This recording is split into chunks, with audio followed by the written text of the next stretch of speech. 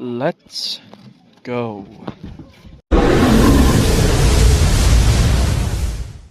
The Wild Robot was released in 2024 and was directed by Chris Sanders. It tells the story of a robot named Roz who ends up on a deserted island, and she then learns how to adapt to new surroundings and also develops relationships with all the different animals that reside there, such as a fox, and creates a very close bond with a baby goose. I was very excited about The Wild Robot. I thought the trailers for it were lovely. It seemed like a really wholesome movie. It seemed very heartwarming.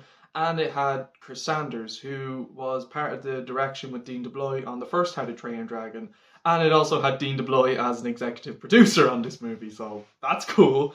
I was quite excited for the movie. I thought it looked really good, and when I heard that the movie was getting really good reviews, I did get very excited, and I did say, you know what, it seems like DreamWorks have brought in another banger. It seems like this could be one of the best movies they've ever made, and after seeing it for the first time, I also want to give a huge special thank you to my cousin who brought me to the Irish premiere. She won the tickets, and again, thank you so much. It really does mean a lot. Here is my ticket I got for The Wild Robot, and then here is the back.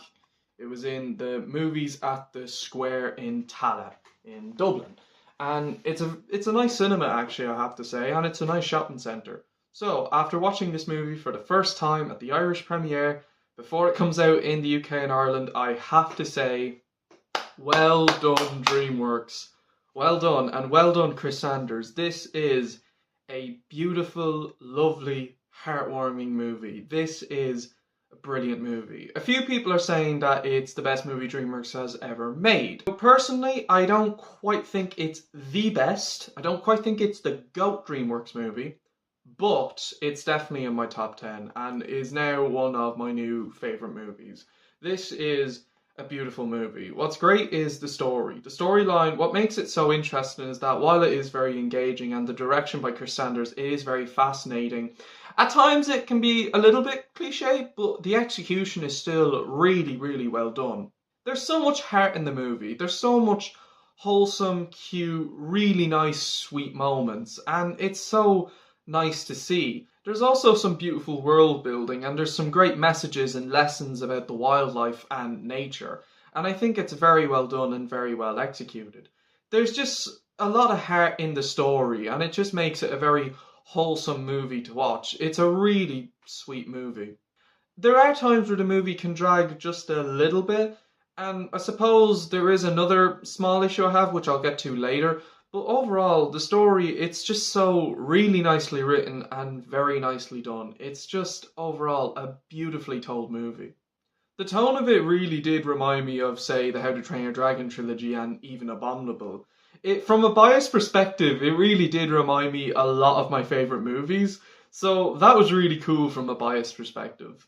The animation of the movie is absolutely amazing. The paint-like textures, the Spider-Verse art style, it's gorgeous. It looks so much like Puss in Boots 2, and even the Owls of Ga'Hoole. Yes, I know that's a bit of a weird comparison, but from a biased perspective, some of the flying sequences and the landscape shots of all when the ducks were flying really did remind me of Legend of the Guardians, the Owls of Ga'Hoole, when Soren and the gang go to the Sea of Hulamir. The colour correction of the movie really does remind me of the Owls of Ga'Hoole, and just overall visually, it's such a beautiful looking movie, and I think if the Owls of Ga'Hoole was to take on the Spider-Verse like art style, I think this is what it would look like. The locations look absolutely amazing. The water looked so realistic, but also so stylized. It's just, I've nothing else to say other than the animation is just so beautiful. It's gorgeously rendered. It's just a gorgeous, beautiful, stunning looking movie.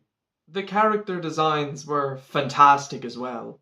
Everyone did an excellent vocal performance, and the characters, they're very good. Roz is a very likable protagonist with a very nice and wholesome character arc, and seeing her learn how to adapt to nature is very heartwarming as well as her relationships. Brightville is a great character, very likable and lovable, and has such a heartwarming character arc, and seeing him grow throughout the movie, it's just so wholesome. Fink is hilarious, he's funny, so many funny moments with this guy, and he has great moments with Brightville and Roz. The three of them make such an excellent trio, and the chemistry between the three of them it's just beautiful. The other characters, such as Longneck and all the other animals, they're great characters, and they all contribute very well to the plot, especially in the third act, and they all have their time to shine, which is good. Some do get more lines of dialogue than others, but no one feels left out. The film has really good characters. The chemistry they have is wonderful. It really is the heart and charm of the movie. And the humor is absolutely hilarious. There's some very dark jokes in here. And my God, everyone in the cinema laughed their ass off. It was absolutely hilarious. The only character I didn't care for was Vontra. Well, not a terrible character and good performance and design. I just didn't really care for the character. I just felt she was kind of bland, and I don't really feel the movie needed her. I mean, she served her purpose, but I just think she could have been written out of the movie. I don't know, just something about her character just felt unnecessary, but maybe that could change on rewatch. And the music is really nice too. There is a really nice end credit song that's very heartwarming. And there's just so much heart in the movie because I'm not going to lie. I did think at the third act, I was nearly going to start crying. I thought there was going to be a certain scene where I would start to tear up. And while I did not cry, I'm still happy to say that the movie was very close to making me cry. I'm so happy to say this is a wonderful, beautiful, lovely movie, and definitely the best animated movie I've seen all year. Overall, The Wild Robot is a brilliant movie. Beautiful storytelling, amazing animation, great characters, and very nice music. This is definitely one of DreamWorks' best, and hands down the best movie of the year, I think. I'm going to give The Wild Robot a well deserved 10 out of 10. And I've heard that they have announced a sequel, and you know what? I'm for it. I would love to see a sequel. I think with the way the movie ended, I won't spoil it. I'd say I'd like a sequel. And there is a post-credit scene, and the post-credit scene, hilarious. It might be the second funniest scene of the movie, but the post-credit scene is great. This movie is definitely worth staying through the credits. A huge special thank you to my cousin for winning the premiere tickets and for bringing me to the premiere. It really means a lot. Thank you so much.